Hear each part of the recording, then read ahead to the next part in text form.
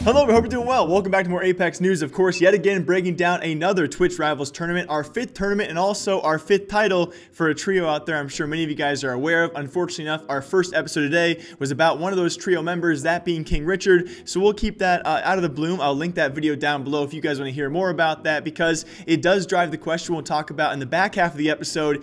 Is this trio going to be done with KingRichard? And I think likely not, actually. I know a lot of you guys might be surprised by that, but we'll talk about that in the very back half of the episode. Yet again, another great Twitch Rivals event, although the broadcast this time around, there were several issues I'm sure you guys know about if you were watching live. The scoreboards were pretty much all messed up. Even the teams competing had no idea what their opponent, who their opponents were going to be, or what their own or their opponent scores were for quite some time. So that does make breaking it down pretty hard. So let's talk about one thing in particular, though, this event that we have seen actually throughout several of these events so far, that being cheaters actually interfering with these pro players trying to compete. And this time around, it has now happened to the best trio out there, that of course being Mendo, KingRichard, and Dizzy. Apparently, actually accordingly to them, and apparently as well, I'll play you guys a clip as well, running into a cheater. And I'm gonna let you guys decide this one yourselves. You know, I've been trying to watch this time and time again. I of course am no cheating expert, and I'm sure many of us watching the video probably aren't as well. So let's have you guys decide. Maybe leave a comment down below. You guys can choose for yourself, because eventually this matchup was a redo, so they of course did not have too many kills in this match. They get the redo because they faced a cheater, and in the redo match they got a substantial amount more of kills, which eventually won them the overall match. That's the only controversy out there. So I'll play you guys first the clip where they did run into the cheater himself. I'm so hurt. Grenading. Okay. Didn't even see that grenade. The gunner hurts every shot, bro. Yeah, he's suspect. He's suspect. Mendo, I need I you. have 0 ammo on everything. And I have nothing. This is so shit. Yeah, this is Bangalore. Just God tier. He's probably just a good player, you know. It's just unfortunate cover. Like, he has a whole box that you can play around, and we're just gonna cover it. You know.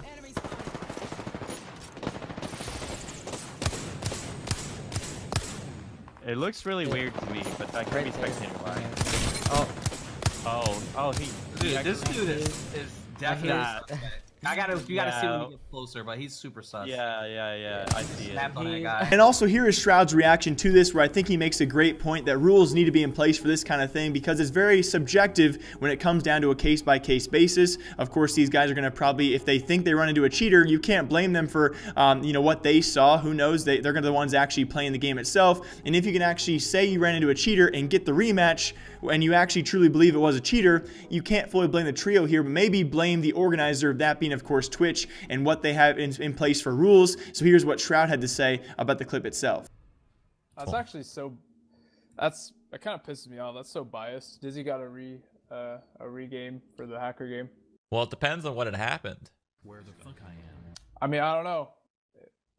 I think it just is the pull of the person, to be honest. Oh, it's definitely the pull. Like, if that was to happen to us, really if that was to happen to fucking us, I think we'd 100% get the rematch too. But there should have been a rule in place, like if you get cheated like 5 to 7 minutes in or something, you can redo. But anything past, like, I don't know, there should have been some sort of rule, because they knew that cheating was going to be a thing.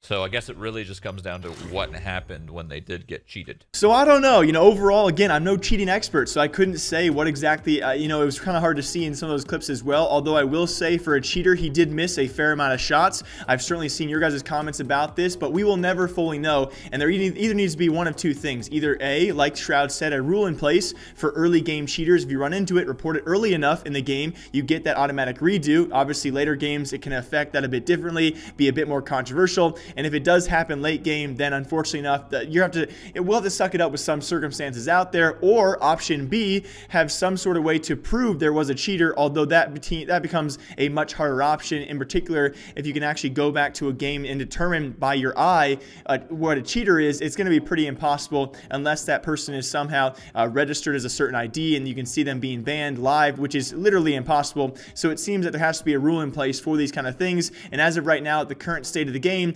if it does happen late game, you're pretty much going to be screwed, and hopefully a rule will be in place whether you can actually redo the match or not redo the match after a certain amount of time. But anyway, other things out there, I do apologize, guys, because the breakdown, the brackets were actually not live yet because the scores were so messed up. So unless you guys watched several streams live, it was hard to catch every single matchup. Some of the things I did note, though, you know, Shroud, the opening matchup against Skadoodle, that was kind of a fun, friendly matchup to see. Of course, Shroud coming away with a victory in that matchup, as well as Ava. Shouts to Ava, one of the few females out there we have seen, actually, unfortunately enough, a 500 record, but still a pretty top placement for that team over there that I did not expect too much out of. I think Raw and Doug were her partners as well, so they were fun to watch, especially early on, having a great opening round matchup. Alongside that, we actually had XQC's trio. It was actually Aimbot Calvin stepping in for XQC, who ironically enough went back to Overwatch for the day. I believe their new hero, that being Baptiste, went live, so he went back to Overwatch for the day and their trio did very well. They actually come away after all of the prize pools were distributed. Of course, Twitch does these side prize pools as well for most kills, most damage, so on and so forth. It was actually XQC's former trio with Aimbot Calvin in place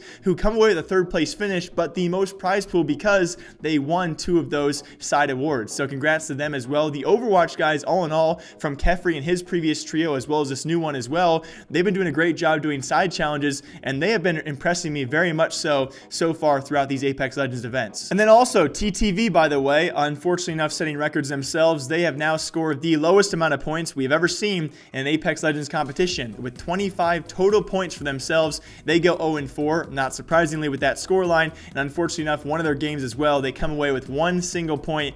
Yes, that means 1 single kill as well. So unfortunate circumstances. Still, you know, it makes a good joke for the future. I don't really know what to say about that, to be honest. But very lastly, of course, spoiler alert for all of you guys, the winners yet again, their 5th Apex title together. That, of course, being KingRichard, Dizzy, and Mendo. It was actually Dizzy, the overall MVP of the event. I think each and every player had their good maps. I think even KingRichard had a pretty solid, at least one of those matches. But of course, it was Dizzy and Mendo, as per usual, 2 of our best players of all time currently for Apex Legends. They carry this team all the way to another finish as well, another grand title for themselves. Again, their 5th title overall. I believe 3 Code Reds and now 2 Twitch Rivals events are under their name, and that does drive the ultimate question, though, with our recent drama. If you guys have somehow not heard about this, what I mentioned previously, actually my first video today was about this. Apparently G4K, or Gabe, a graphic designer out there in the scene, very well noted as well for his work. Apparently he actually was commissioned to do some work for KingRichard, and KingRichard refused to actually pay him for that work. I have a full video linked down below for all of you guys, as well as G4K's video, and it does drive the question for now 2 reasons, as now the talk is out there, right? We do know it's fairly obvious, because I want to preface this by saying KingRichard is not a bad Apex player, right? He is certainly one of the better players out there, but when you're matched up with 2 of the best players in the game itself, it can be very easy to condemn him and say, oh, because of this instance, because of this drama, are they going to drop him? Well, how this team meshes so far, I don't think it's likely that they're going to drop him, but if they do, you have to ask yourself, it's certainly a possibility, who would they replace him with? And this trio can definitely see some improvements out there of players, you know, of talent out there as well, but will those players they are seeking actually leave their current trios is probably the bigger question out there, because we know for a fact that Shroud is probably not going to leave his trio. I mean, can you imagine Shroud, Mendo, and Dizzy on a team? They would be too popular, to be honest. The amount of viewership alone, let alone the titles they would get together, would be pretty nuts. But luckily, Shroud is a loyal fellow. I don't think he'll be leaving his trio. Then you look at a guy like Huskers. He did not actually play this past weekend because he could not. It wasn't because he chose to, at least I believe, and Halifax subbed in. So if you can nail a guy like Huskers as well, I mean, there's plenty of options out there as well. I think Vis, you know, VSNZ as well. But you got to look at this thing, and we don't really know the context, the background of these players. Yes, they're all great players. There are plenty of talents, probably better than KingRichard. How would they mesh, though, with Mendo and Dizzy? That's the bigger question we don't really know the answer to. But as always, I hope you guys all enjoy this episode of Apex News and the breakdown of our former Twitch Rivals event. We are now 5 events in, guys, and we have yet to see a pretty large prize pool. Yes, all in all, this is called the 150K prize pool, but that's between North America and Europe. and it's between several teams. I mean, the top teams are only coming away with less than $10,000. That is still not a premier event. I'm very excited though, once we actually have an official premier event with big prize pools on the line, what our trios will do. Will we see roster changes, and will we see Mendo and Dizzy drop KingRichard despite this recent drama and the fact that he is not as good as they are, which again is not saying much because they are two of the best players we have seen so far. As always, I hope you guys all enjoy. My name is Jake. If you guys want to stop by some other time for more Apex news, feel free to. And until next time, guys, take care.